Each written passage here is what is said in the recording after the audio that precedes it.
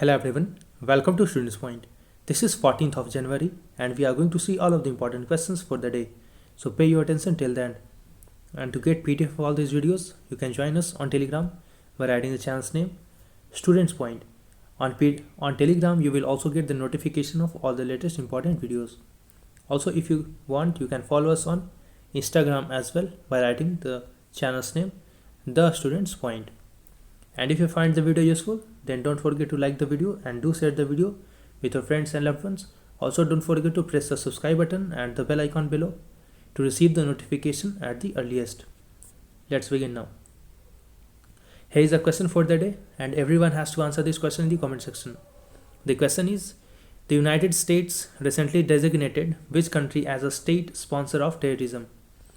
US ने हाल ही में किस कंट्री को स्टेट स्पॉन्सर ऑफ टेररिज्म के लिस्ट में इंक्लूड किया है? These are the options. Read the options carefully and then answer. Let's begin now the first question.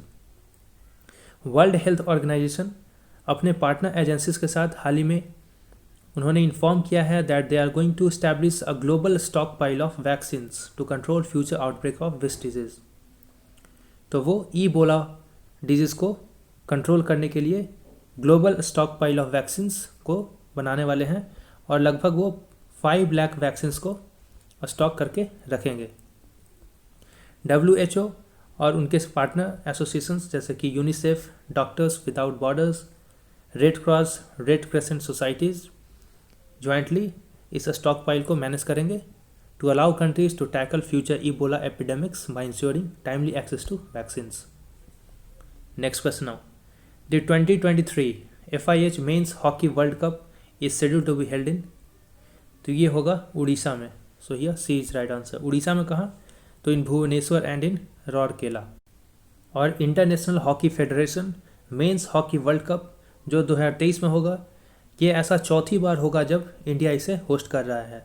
And this tournament started since 1971 and this will be organised in January from 13th to 29th in 2023. Next question now. Insect apocalypse recently news is. अब ये question बहुत ही important है from examination point of view. Insect apocalypse, they may ask you this question in the upcoming examinations. So what is it? So it is decrease in 1 to 2% of insects each year. Okay, so this is basically decrease in insects population by 1 to 2%. Scientist ने इस phenomenon को term किया है as insect apocalypse. Okay. Next question now. Recently, which country declared a nationwide state of emergency to fight a coronavirus surge? तो पूरे देश में emergency लगाने वाला देश बन गया है Malaysia. Malaysian king declared a nationwide state of emergency to fight COVID-19 surge. Sultan of Malaysia Abdullah Sultan Ahmad Shah agreed to declare an emergency until August 1st following a request from Prime Minister Mohyuddin Yassin. Next question now. Who proposed an 8-point action plan for addressing the menace of terrorism in UNSC? तो 8-point action plan to tackle terrorism has been presented. ये कौन present किए हैं in United Nation Security Council? तो ये present किए हैं S Jaishankar, who is minister of external affairs. So here B is right answer. उन्होंने कहा है कि countries must not be either to ifs and buts against terrorism and countries must not maintain double standards in this battle.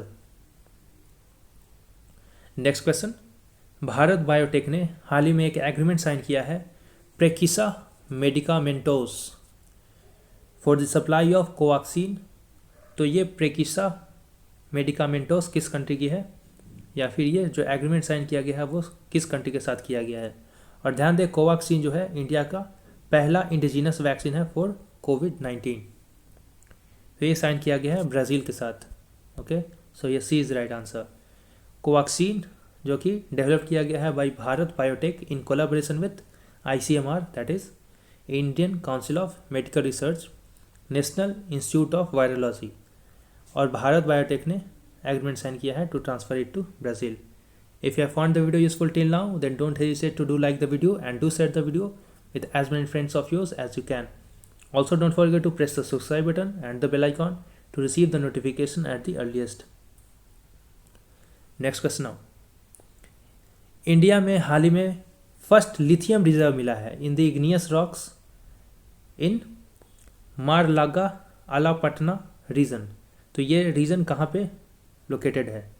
तो ये region located है in state of Karnataka. So here B is the right answer. Karnataka में Mandya district में ये located है और ये reserve पाया गया है लिथियम का, लेकिन ये बहुत ही छोटा रिज़र्व है, ज़्यादा इसमें लिथियम पाया नहीं गया है. Only 1600 tons of lithium has been found in this reserve, so it is very small in amount. And the discovery was made in the preliminary survey of atomic minerals directorate for exploration and research. अब lithium का क्या use है? तो lithium will be like future oil. You can call it future oil because it will be useful to make batteries for electric vehicles, which will help countries to contain climate change by controlling the emission of greenhouse gases. Next question now. A committee was formed under chairmanship of whom to make the TRP system more transparent. Now this question is again very very important. I will emphasize that this is very very important कि TRP system को transparent बनाने के लिए एक committee की गठन की गई है. उस कमेटी के चेयरमैन कौन हैं? तो Shashi Shekhar Vempati.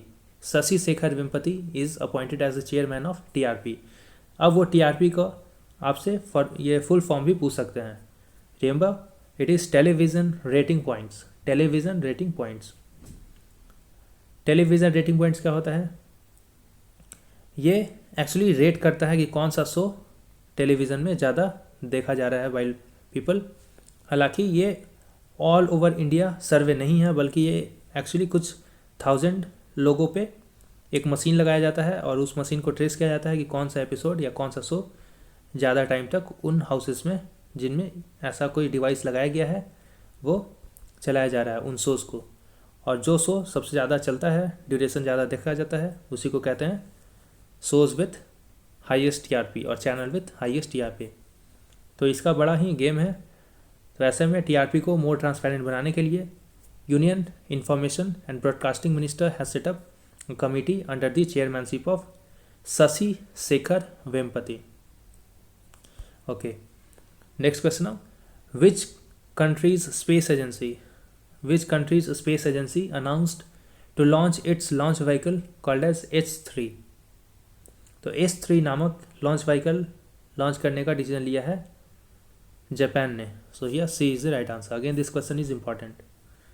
Japanese space agency called as JAXA, that is Japan Aerospace Exploration Agency, has announced that it will launch its flagship rocket H3.